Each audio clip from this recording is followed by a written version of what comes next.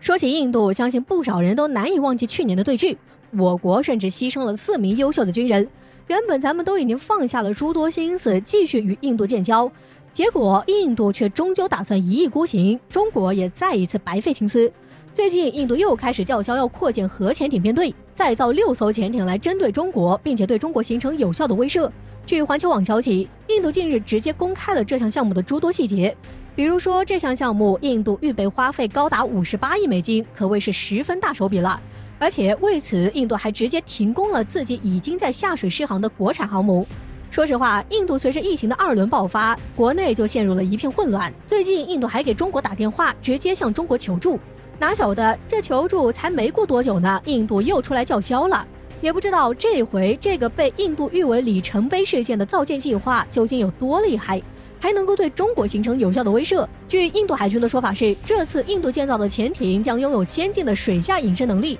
强大的抑制噪音和信号传播能力，而且不仅在作战范围上扩大了，还能装备鱼雷和垂直发射的系统。特别是印度的国产之光布拉莫斯超音速巡航导弹也可以在潜艇上进行发射，这听起来还是不错的。但是问题是，印度能够造出来吗？众所周知，印度国产能力实在堪忧，造光辉战机造了30年，最近2年才开始不断升级改造，却也依然被自家空军嫌弃。而建造的国产航母就更别提了，如今航母都下水数次了，按流程也应该到了交付的时候了，结果印度却直接停工不造了。就这，用脚趾头都能想到，这艘航母也估计是废了。所以在这种情况下，印度想要造潜艇还真是有够自信的。用一句话来形容印度还确实颇为合适，那就是心比天高，命比纸薄。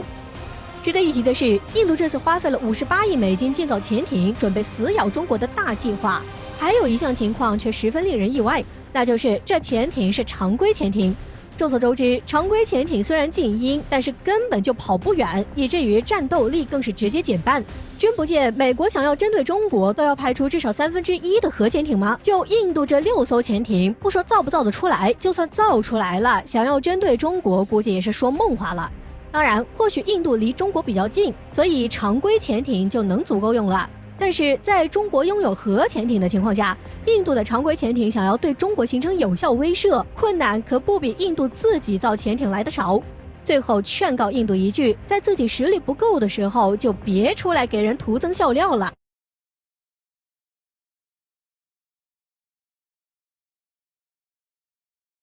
最近在中美激烈博弈的背景下，外界都认为中美最有可能的冲突点是在台海。但是最近俄媒和普京却接连发出警告，中美冲突点可能将在中印边境。6月7号，俄罗斯独立报报道称，喜马拉雅高原地区积雪已经开始融化，中国和印度开始派遣巡逻队展开侦察并建造防御工事。专家分析，不排除再次爆发冲突的可能。虽然双方谈判平息了争端，但是紧张对峙局势并未缓和，印度在实控线仍然保持着5到6万名士兵。高原的冬天是局势缓和的一个重要因素，但是当高原气温开始回暖时，双方部队继续装满食物、弹药，而中方也建立了新的防空系统，自行榴弹炮、大型导弹发射器也被运往边境。对此，约翰霍普金斯大学研究员马基称，美国一直都试图培养和印度更亲密的关系，让印度对抗中国。尤其是在中美关系进入全面博弈状态后，印度对美国的重要性更大。与此同时，印度国内疫情严重，需要转移矛盾以及美国援助，所以中印冲突的风险也在增加，而且美国也有卷入这场冲突的风险。值得注意的是，近日俄罗斯总统普京也突然提到中印边境局势，中国和印度能够找到方法解决双方之间存在的问题，但需要做好一点，不要受域外大国的干扰。很显然，普京就是在敲打印度不要和美国勾结，如果印度倒向美国，普京也会立马翻脸不认人。与此同时，英国电讯报也在近日报道称，喜马拉雅山上边境积雪融化，印军一览无遗暴露在解放军视野中。原本印度边境警察没有配枪，只携带军棍巡逻，但在今年卫星拍到中印双方都在迅速增援大型基础设施，印军已经增援3个师，风险明显高于去年5月。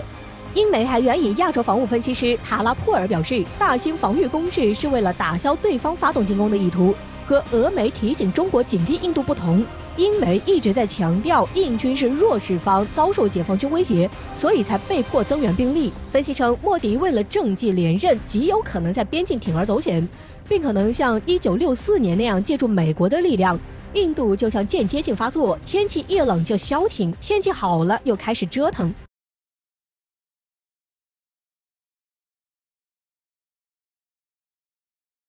在当地时间6月7号，俄罗斯媒体《独立报》对华释放警告，随着高原地区积雪融化，中印双方的局势将再一次被推上高点。随着事情的演变，不排除爆发新一轮冲突的可能性。而印度当前的国内政治环境很可能让印度做出无法预测的不理智行为，中国必须警惕印度最后的疯狂。事实上，高原冬季零下40度的大环境是让印度不得不坐下来与中国进行谈判的最大因素。然而，尽管双方完成了初步的脱离，但是印度在实控线一侧依旧保持了6万人规模左右的战斗部队。在军事科技差距巨大的情况下，这些人或许不被中国放在眼里，但是在前线，这些人的存在依旧给可能性留下了巨大空间。如今，高原一线正在回暖，被严寒阻碍的印度军方可能会让曾经被搁置的部队重新上路。据报道指出，印度借着气温回暖的时间，积极在前线布置相关军事设施。比如，印度目前就已经通过比准了一条300公里长的穿山隧道。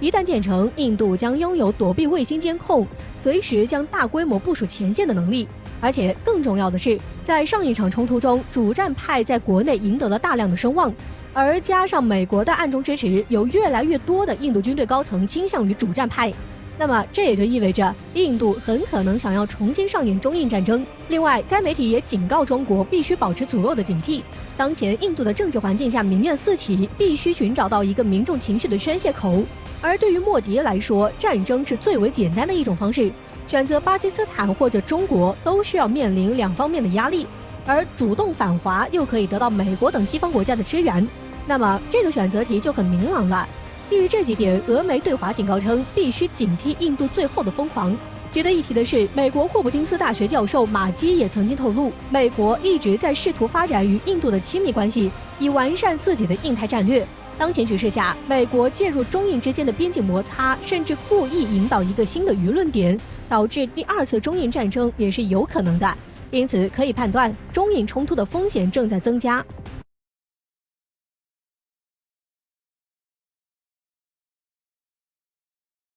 央视最近展示了一种新型自行式8轮防空车，配备了35毫米高射炮以及2枚地对空导弹，成为一种全新的弹炮合一式系统。分析人士指出，这是中国执行野战防空任务的绝佳选择。该自行高射炮是中国兵器工业自主开发的，配备先进的雷达和火控系统，可以作为独立的作战单元使用。8轮火炮系统机动性强，可以伴随机械化部队提供防空掩护，是中型合成旅执行野战防空任务的绝佳选择。目前，中国的自行高炮基本是履带式，不适合中型作战旅的使用，而新一代8轮自行高炮的推出，可以很好的解决这一问题。我们将探测、跟踪和打击功能集成到系统中，它可以在移动时完成所有这些任务。中国兵器工业集团公司的高射炮首席设计师这样表示，这意味着新武器可以实现移动中的射击，导弹则采用了2枚中国为直升机研发的天雁90式防空导弹，相比较肩射防空导弹，它的射程更远，达6公里。单发杀伤概率为80%。中国还曝光过另一款6管25毫米加特林式的自行高炮，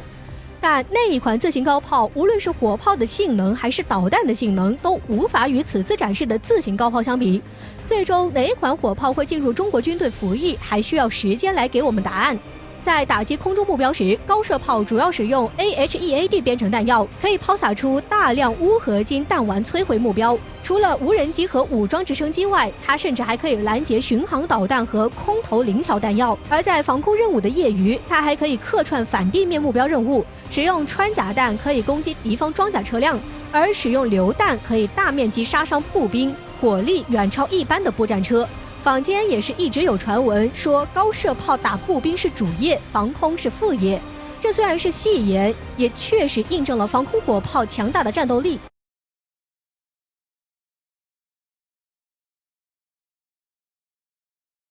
有关美战机抵台一事，近日接连引起外界的热议。不管是认为此次美议员访台的目的是叫嚣挑衅，政治意义大于军事意义，还是给台分裂分子撑腰，为其壮胆并威慑中国，总之此举严重触犯到了中国的底线。此前中方多次明确表示，强调台海问题是两岸之间的事情，台海更是中国不可分割的一部分。可美国不仅没有当回事儿，反而加大了就台海问题搞事情的力度，摆明了是要与中国对抗到底。对此，中国是不是该做点什么进行反击？值得一提，解放军东部战区官方于日前爆出一条消息，声称第72集团军某合成旅近期在闽南海域对物资、装备进行装卸载以及水上驾驶训练。演习期间开展的针对性训练，有效检验了装备整体的性能，提高了指挥协同以及应急处置的能力。据东部战区透露，此次主要是为了强化陆军部队跨海两栖作战能力，装甲车辆、登陆舰艇纷纷亮相。